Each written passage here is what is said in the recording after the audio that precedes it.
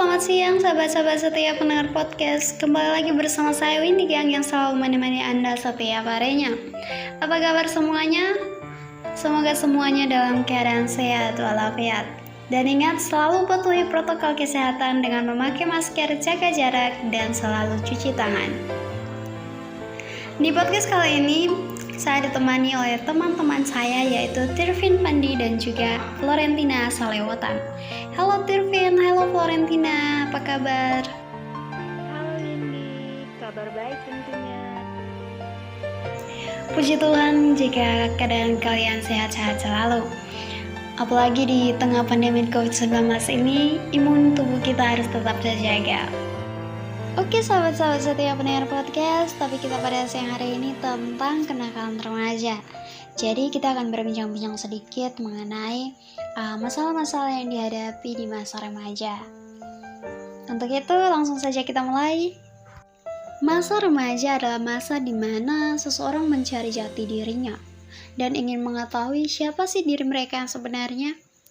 Dan mereka cenderung memiliki rasa penasaran yang sangat tinggi sehingga mereka akan mencoba hal baru yang menurut mereka patut untuk mereka lakukan. Walaupun merugikan orang lain atau merugikan dirinya sendiri, tetapi mereka akan mencoba melakukannya. Sehingga tak jarang banyak sekali remaja-remaja yang terjerumus dalam kenakalan remaja.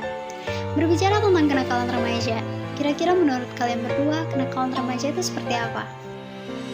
Halo Windy, jadi kenakalan remaja itu merupakan sebuah tindakan perilaku yang dilakukan oleh remaja di tengah-tengah masyarakat, di mana perilaku dan tindakan tersebut sangat tidak sesuai dengan aturan-aturan yang ada. Oke Tervin, sekarang saya mau bertanya kepada Florentina, kira-kira pendapat kamu bagaimana? Halo Windy, menurut saya, kenakalan remaja adalah suatu perbuatan yang melanggar norma, aturan atau hukum dalam masyarakat yang dilakukan pada usia remaja atau transisi masa anak-anak ke masa dewasa. Kenakalan remaja juga dapat digambarkan sebagai kegagalan dalam pemenuhan tugas perkembangan. Beberapa remaja gagal dalam mengembangkan kontrol diri yang sudah dimiliki remaja lain seusianya selama masa perkembangan. Ini menyebabkan individu remaja menjadi rentan berperilaku, melanggar aturan, bahkan melakukan tindakan kriminal. Ya, benar sekali. Kenakalan remaja adalah sebuah tindakan yang melanggar aturan dan norma sosial yang ada di masyarakat. Dan yang terlibat dalam kenakalan remaja itu kebanyakan mereka yang berusia belasan tahun dan masih dalam bangku pendidikan jenjang SMP dan juga SMA. Tentunya ada alasan-alasan dan juga penyebab mereka terjerumus dalam kenakalan remaja. Kira-kira menurut kalian apa penyebabnya? Baik, jadi ada beberapa faktor yang menyebabkan kenakalan remaja. Yang pertama, kurangnya nilai-nilai yang ditanamkan oleh orang tua. Yang kedua, munculnya organisasi non-formal yang melakukan penyimpangan sosial. Misalnya, organisasi remaja yang mengedepankan solidaritas yang menyimpang sehingga terlibat tawuran. Yang ketiga, adanya keinginan remaja untuk melawan otoritas. Dan yang keempat, pengaruh dari pergaulan, film yang ditonton, ataupun pornografi.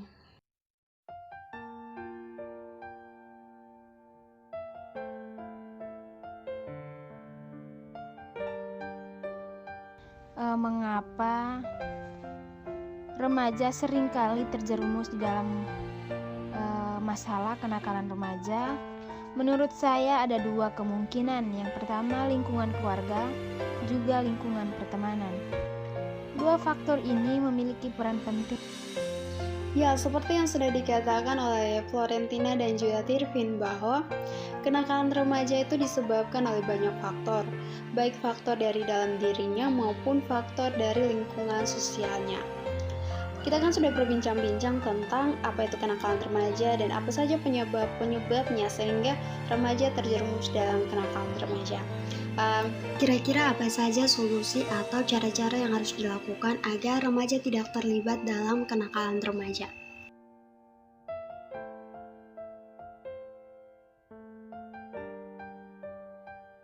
Saya akan menjawab pertanyaan mengenai tantangan yang dihadapi masa remaja sekarang.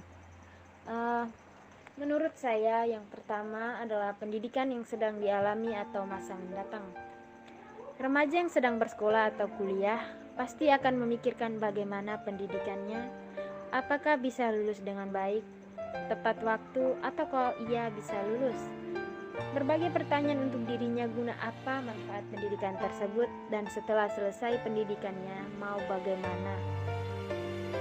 Yang kedua, penampilan yang mempengaruhi tingkah laku.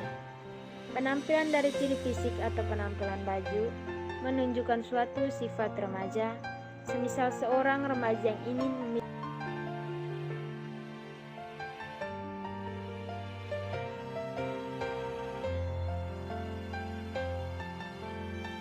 bagaimana atau sikap apa saja yang harus dilakukan oleh pemuda dalam mengatasi tantangan yang sedang dialami. Yang pertama, meningkatkan skill bakat kekinian yang dibutuhkan seperti penguasaan teknologi, kemampuan berbahasa, dan sejenisnya.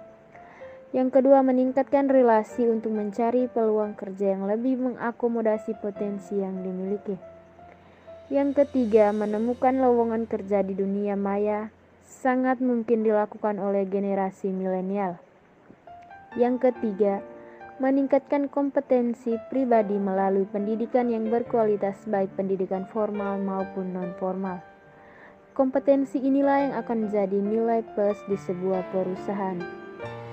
Yang terakhir, upaya kolaborasi secara personal perlu dibangun dalam diri generasi milenial sebagai karakter kecakapan abad 21. Oke, jadi itu adalah beberapa solusi yang diberikan oleh Tirvi dan juga Florentina untuk kita semua, terkhususnya untuk kalian para remaja yang saat ini sedang mendengarkan podcast ini, agar kalian tidak terlibat dalam yang namanya kenakalan remaja. Ingat, nikmati masa mudamu tanpa terlibat dalam kenakalan remaja, karena hal tersebut dapat merugikan dirimu dan juga lingkungan sekitarmu. Masamu adalah masa di mana kamu harus berproses, masa di mana kamu harus berprestasi, dan masa di mana kamu harus mengembangkan potensi diri kamu dan terus berkolaborasi untuk menjadi yang lebih baik. Yang namanya proses tidak pernah mengkhianati hasil. Untuk itu, berproseslah dengan berbuat hal-hal yang baik mulai dari sekarang, karena apa yang kamu buat sekarang akan kamu dapatkan hasilnya di masa yang akan datang. Terima kasih Tirvi dan juga Florentina yang sudah menemani saya dan sharing bersama saya di siang hari ini. Kiranya kalian tetap sehat dan terus memberikan ide-ide cemerlang untuk orang-orang sekitar. Dan terima kasih juga untuk terima kasih sahabat-sahabat setia pendengar podcast yang sudah meluangkan waktu untuk mendengarkan podcast kami pada siang hari ini.